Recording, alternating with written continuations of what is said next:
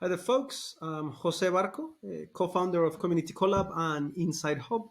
And I'm a group process designer and facilitator, and I support organizations in processes of knowledge management, processes of change and learning. As train community organizers. And so I'm here to show you a very useful tool for creating spaces of co-creation, to create online classrooms and online spaces where people can work with post-its, they can co-design products, generate ideas, and work together in real time. And so this tool is called Miro boards. So if you go to your browser, whichever browser you decide to use, you can look for Miro boards and you'll find it there. Okay, or you can alternatively go to www.miro.com, and once you get to Miro, you can create your own account. The account is free to create. The limitation with a free account is that you have only up to 3 boards. I have a consultant account, so I get many more options. But to get started, you could just create a free account. So when you create your account and after you watch this video, I strongly suggest that you spend some time familiarizing yourself with the space and that you actually create a board of your own where you play a little bit for some time and explore all the various capabilities of Miro. Do this off a laptop because it'll be your user experience will be far superior, much better. And so you can create a blank board, or you can choose a mind map. You can choose any of these templates that Miro has created, and you can create templates that you share with the Miro community as well. Okay, according to purpose, you choose your template. I'm going to bring it to my one of my pre-created boards, which is my listening skills training for community organizers. And so, as a trainer and as a consultant, I use Miro boards for people to collaborate. And so, some of my trainees watching this video, I would like to just let you know that the main thing that you want to know as a participant, rather than as a trainer, so as a participant, the main thing is that you know how to create a post-it, how to change the size of the post-it, and how to edit the post-it. Okay, and how to locate yourself within the board. If you're able to do that, we're definitely winning. Okay, and so that's the main thing for you to be concerned about. However, in this video, I'm going to explain a lot more about Miro boards and all the various possibilities. So you're welcome to watch on beyond the explanation about post-it notes and get creative. Who knows? This tool might completely change your life. Due to the pandemic, I moved all my work online, and Miro boards is definitely helped me to transform the way in which I deliver my work. And so, firstly, you might want to notice over here on the bottom right corner, there's a little number with a percentage that shows the zoom in, zoom out percentage you have. If you hover over that number, you'll be able to then find a little map. You click on that map and it'll show you where everything is within the map. Okay. And so if you're lost, I'll show you where all the content is, where all those blue spaces are. Okay. You can zoom in, okay, or you can zoom out, and you can notice that as I'm clicking on that minus, my view is becoming broader. Okay. And so if I click away from that, I can also use my fingers if I'm in a trackpad to pinch in or pinch out to either zoom out or zoom in. Okay, so I'm going to do that. Zoom out by pinching in, zoom in by pinching out. Again, I'm going to zoom out by pinching in, and then I can see the rest of the content. Okay, so during my training sessions, I create the agendas on here, and what I do is that I work with all my participants through giving them the opportunity to write on post-its and express their ideas after we give them questions or we send them to do any work together. Okay, and I also have other games and other things that I use Miro for. And so, most important thing is finding yourself within the board. Okay, so I just explained where the map is. Second to that is how to move yourself around the board. So if you click on this little icon with an arrow, you can either choose an arrow, which is going to help you to select objects, or you can choose a hand. And the hand is going to help you to click, hold, and drag yourself across so that you can move yourself alongside the board towards wherever you want to go to. Okay? And so, what I'm going to now show you is that if you just come back over here and you click on where it says sticky notes, Okay, you see that there's an N next to it. You can either click on this box, on this little square with a folded corner on the left-hand menu to create a post-it, or you could just press the letter N, and then this new menu will appear. You select the color of the post-it you want, and then you choose where you want to put it. I'm going to put it right here. Okay, double click, and it appears. There it is. Absolutely tiny, isn't it? So remember, pinching in is going to zoom me out. Pinching out is going to zoom me in. So I'm going to zoom in my post-it better. Now that I'm seeing my post-it better, I can select it by clicking on it. And then I have this little, these white dots that I can use to increase or decrease the size of my post-it by clicking, holding, and moving either my mouse or my other finger on the trackpad. So I've done that, and I've got it to the size I wanted. I can double click on that, and I can write anything I like. Yeah, and the text size will self-adjust. Fantastic, isn't it? You can see this menu on the top. You can use it to change the color. I'm going to make it orange. Actually, I like the yellow better. Let's keep it yellow. I can also, if I want, select a part of the text, and on that text, I want to put a link to something relevant to whatever content I'm creating there. So I can click on Insert Link. I'll write the website of one of my organizations, and I'll apply it. And now anyone who clicks on that will be able to click and see that link, follow that link. Okay, so when I'm sharing information, it's quite useful to have links that people can go to. I can also add a tag so that later on I can uh, organize all the various post-its, but that's a bit complex. Okay, so just to keep it simple, what's important is to know how to create text, how to create a post-it, how to write text on it, how to expand it or contract it. Okay, and very important, these three dots, if you click that, it'll give you an option to bring it to front or bring it to back. I'm going to bring this one to front, so whatever I do is going to remain at the front. I click on that one. I want to create another post-it. I can actually just press Command whilst having selected the post-it or any other item. I press Command D on a Mac or Control D on a Windows computer, and voila, I've got another post-it, and I can do that as many times as I like. Yeah, and then I can create as many as I like without having to go through the trouble of going here. So I can now, if I want to, I can send one of these ones to the back. Yeah, and you'll see that if I then drag it and move it, look, it's hiding behind this one. All right. Okay.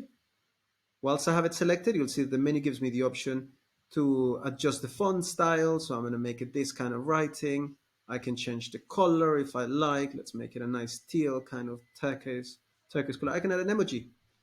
Okay, it'll give me a various options of emojis which I can select. I like this one, so let's put that one on, um, and so on. I can also change that into another figure if I like by clicking on this figure, and I can make it a speech bubble, for example. Yeah, there you go. So these are the basics of post-it notes. If you're joining one of our training sessions, that is what's important for you to know. If you want to get a bit more creative, if you find that this tool could be quite useful for your work, um, explore it, try it. There's a lot of options here. And so many things you can do is we move along this menu here on the left hand side. You can click on the shape button, and then you can choose which shape you want. I want an arrow, so then I get uh, this little cursor in the shape of a plus sign, which I can click and then hold, and then I can click and drag as I have it clicked, either on mouse or trackpad, and create the arrow. I can then expand it if I want. Okay. I can also then give it some color. It's got no color right now. Let's make it green. Okay. I can then change the color of the border by clicking on this border icon. I can make it thicker.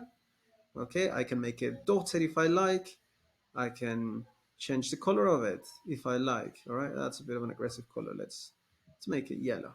All right, and so quite bright as well, isn't it? I can then write some text in it if I want. So I can, you see this little dot on there, this little line. So I can write something here.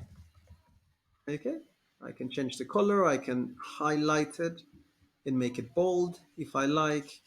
I can underline it. I can justify it so that it's at the right hand side, so that it's at the top, left, bottom, center, wherever I want it to be. Yeah. So let's put it in the center for now. Kind of looks nicer, doesn't it? Okay. And so if you want to connect, what's fantastic about Miro is that you can select any item, okay, and you can connect it to another item. So say I want to connect this idea here to the speech bubble. I select it, I click on one of those blue dots, and once I've selected that blue dot, I select another item I want to connect it to. I want to connect it to the speech bubble. So I'll connect it to the speech bubble there. And I can, if this line is kind of overposed on something and I don't like it, I can move it around and shape it. Look, I can give it any shape I like by pressing, holding, and dragging. Okay. I can also add images if I want. So I can, if I move, if I click on this little arrow here on the bottom left, I can move alongside my menu and see all the various options I have. So this is the upload button. I can click on that upload button. Oh, my face was on the way there. So I can click on that upload button and I get the option to upload a file from my Google Drive. I can upload a file from the web or from my device. So I'm going to upload a file from my device. So let's bring in the community organizing framework. I click enter, I bring it in. It's going to take a bit of time. Okay. And I can then click on it to select it. Yeah. I can click on it to select it and I can then, whoops, I can click on it to select it and I can drag it to put it where I want it. Remember, these three dots, bring back, bring to front, bring to back. I'm gonna bring to the front and I'm gonna put it right here. I can move it. I can adjust the size of it if it's too small or too big, right? And so, say I don't have the image myself and I need to find it somewhere else. I click on these three dots and I can find a Google image, right? I go on Google search and let's say that we are going to talk about colonialism. All right. And so I click whatever keyword I want. I click on search. Then I select one of the images I want to bring in. Let's choose this one. It's a sort of modern colonialism picture, looks like a bit. Uh, all right. So let's select it. And then it's whatever image I choose is going to appear bang in the middle of whatever I'm seeing on my board. I don't want it there. So I just click, hold, and drag with my other finger on the trackpad or on the mouse. Okay, I can make it the size I want to make it. All right. Remember the connection? I can connect it. So I click on this blue button and then I select the next thing I want to connect it to. And let's connect it to the community organizing framework, which I downloaded there or uploaded rather. I can, you see how it's getting on the way there? I can just click on that little blue dot and I can move that circle. So we can co-create ideas, give more flow to the thinking that we have. We can organize our thinking in groups of any size.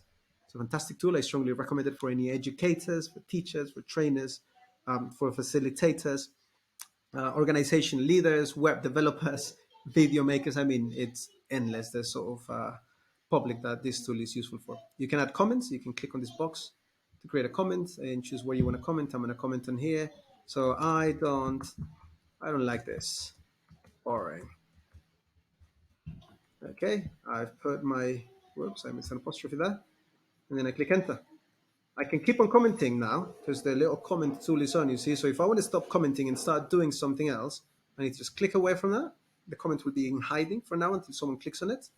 And I can just choose any other tool I want. So for example, I can choose an icon finder. Let's say we're now going to talk about the Queen. All right. So I type Queen, I type search, and it's going to find me an icon that represents the Queen. So here we go. She looks fun and powerful. Let's select her. I selected her and look, she's just appeared there as soon as I clicked. I can then click on her. I can click to select her. I can drag her and put her where I want her. And then I can expand it by using those white dots. Anyway, so these are the basics. You want to get on practice, do it. Um, that's what it takes. A lot of practice. You can use a lot of templates. They have a number of templates you can choose from. So, for example, say we want to do a bit of a poor use of language here. I wouldn't say brainstorm. I would say idea storm. Idea storm. So I can choose say one of these ones. Yeah, select use template, and it's gonna appear right there. You see how it's appearing behind my image. Okay, and so then I can get people to write things in there. I can organize my ideas. You see, so this is absolute magic. Miro boards. Go off, trial it. Create your own Miro board. Create your own account. Create your own Miro board. Play with it. Have fun with it. Share it with people, and show the world this fantastic tool. If you're joining one of our training sessions, please take your time to practice, mainly the post-it notes, and I very much look forward to meeting you. If you haven't heard from us and you like what we're showing you, we are usually coming up with tutorials and teachings on the latest social technologies and tech tools for participation, self-organization, and online collaboration. You can follow us. You can go to www.communitycollab.co.uk. Okay, and you can find out more about what we do.